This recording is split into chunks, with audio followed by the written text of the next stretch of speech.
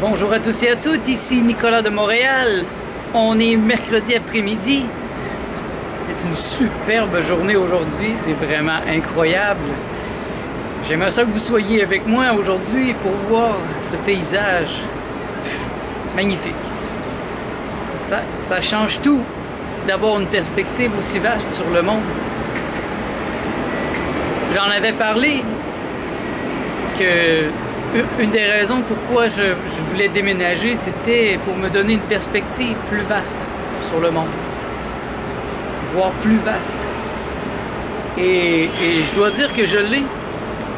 Et que ça, symboliquement, ça a vraiment un effet similaire sur ma pensée, sur mes idées. C'est pas encore totalement clair vers où ça s'en va, parce que ce n'est que la genèse de cette nouvelle vie, mais déjà, il y a comme un sang nouveau, il y a un renouveau dans ce que je suis, et ça fait du bien.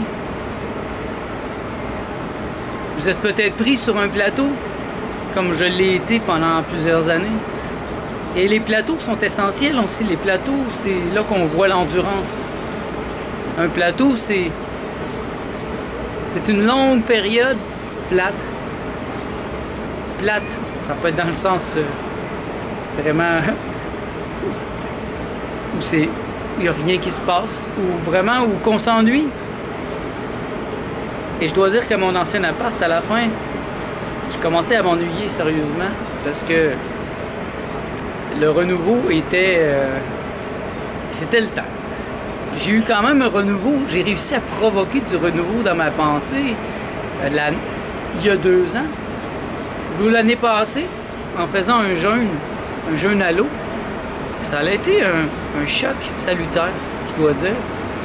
Et vous pouvez remonter aux vidéos de cette époque. Ça a été une révolution. Franchement, mon premier jeûne long, ça a été une révolution dans ma pensée. Je suis devenu soudain végétalien. J'ai pris conscience de la toxicité de beaucoup d'ingrédients, et pas juste des ingrédients, des outils aussi avec lesquels je fais la cuisine, je me lave. C'est pernicieux, c'est là, et c'est drôle parce que certaines personnes vont faire très attention à ce qu'ils mangent, ils sont végétaliens, mais ils vont acheter du savon normal. Ils vont se laver avec un shampoing qui a ça de long d'ingrédients, avec des noms ça de long aussi, qui est impossible à se souvenir.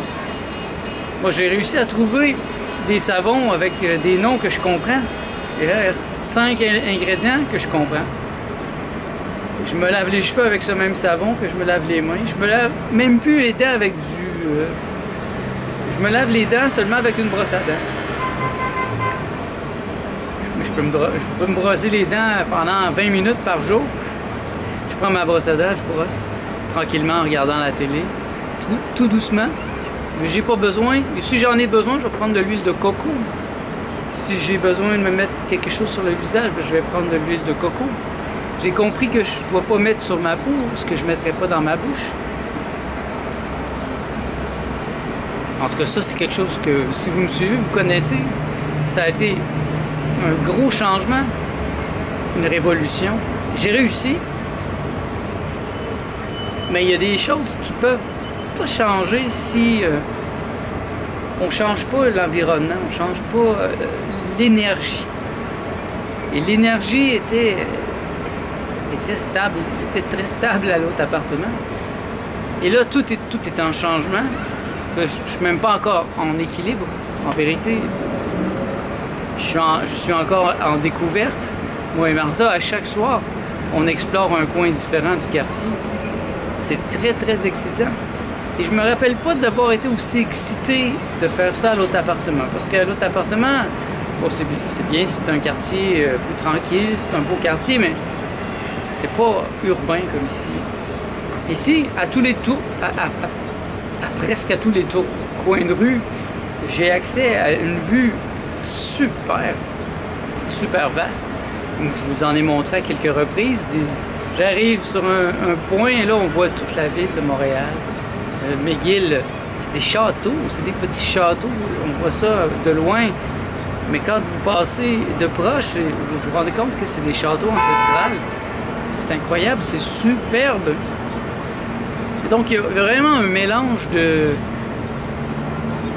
d'ancestral, avec des vieilles maisons en pierre, en marbre, à côté de nouveaux bâtiments comme ceux du centre-ville, les gratte-ciels. C'est vraiment incroyable. Moi, ça se bouscule dans mes idées, dans ma pensée, ça force le renouveau. Et ça, c'était le temps. C'était le temps. Il y avait des fantômes à mon ancien appart.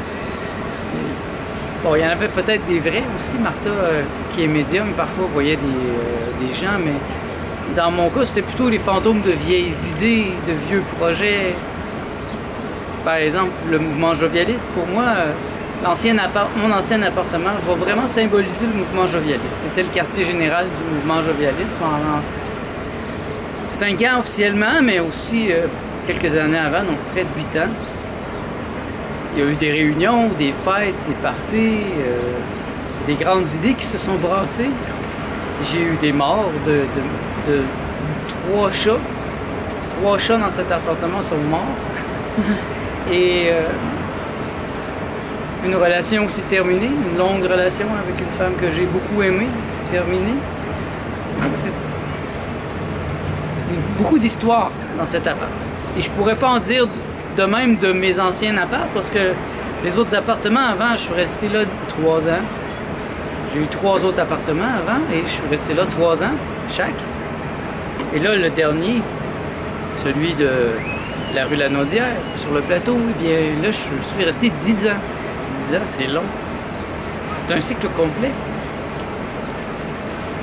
C'était la fin de ma période psychédélique quand je suis arrivé là-bas, donc je suis retombé sur mes pieds. Symboliquement, j'avais un grand besoin de toucher le sol, de revenir sur la planète Terre. Donc je suis parti de mon ancien appartement, ancien, où j'étais au 3e étage, plein de lumière. Et là, je suis descendu au niveau du sol, sur le plateau, avec un jardin. Et ça m'a beaucoup aidé, ça m'a groundé. Et là, je suis bien groundé, j'ai une grande force. J'ai bien étudié le jovialisme, j'ai été un bon élève d'André Moreau. Et là, je n'ai plus besoin de mon professeur. J'ai plus besoin d'être si près du sol. J'ai fait mon temps. Là, je monte. Et c'est drôle aussi, ça me rappelle, quand j'avais 24 ans, j'ai écrit une bande dessinée. J'ai fait le scénario complet. Je ne l'ai jamais terminé, je ne l'ai jamais fait au complet parce que c'est quand même beaucoup d'heures de travail, faire une bande dessinée. Donc, j'avais fait la préparation, les costumes. Et cette BD s'appelait La Tour. Et c'était, grosso modo, l'histoire d'une civilisation qui, au lieu de s'élever de manière horizontale, s'était élevée de manière verticale, sous la forme d'une tour immense. Donc, la population humaine était comprise dans la tour immense. Et moi, je demeurais originellement à peu près dans le milieu de la tour, qui pour moi symbolisait le middle, la classe moyenne dans laquelle je vivais quand j'étais chez mes parents. Et là, je sautais en bas, pas pour me suicider, là, mais je sautais en bas avec un parachute pour aller voir le sol. Et là, du sol, je me rendais compte qu'il y avait un problème vraiment, que la base de cette tour était lézardée, était sur le point de s'effondrer. Notre civilisation, cette civilisation était sur le point de s'effondrer. Et je me suis rendu compte qu'il y avait un passage qui menait en haut complètement. La civilisation était tellement haute, tellement élevée que le bout de la tour était rendu dans l'espace et était attaché à un vaisseau spatial.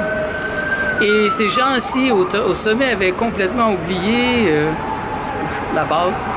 Et ils ne savaient même pas, ils ne se rendaient même pas compte que la base était sur le point de tomber et que toute la civilisation allait s'effondrer. Et là, je me rappelle plus exactement la solution que j'avais trouvée. Je vous le dirai pas non plus. Mais le fait de vivre ici dans la tour, c'est un peu un clin d'œil à ce que j'avais imaginé à cette époque. Je suis dans la tour maintenant. Et ça me donne le goût de revenir vers cette BD, regarder, relire mon scénario, voir qu'est-ce que j'avais fait à cette époque-là. Et peut-être passer à l'action éventuellement. J'aimerais bien le faire avant la fin de mes jours sur la Terre. On va voir. On verra bien. Alors, c'est ça. Aujourd'hui, c'est une journée merveilleuse. La chaleur est commencée à Montréal. L'été est arrivé. Merci. J'adore cette chaleur. J'adore être ici au sommet de Montréal et pour voir ce paysage merveilleux. Et merci à vous d'être à l'écoute. J'apprécie grandement vous savoir là. On se revoit dans le prochain vlog.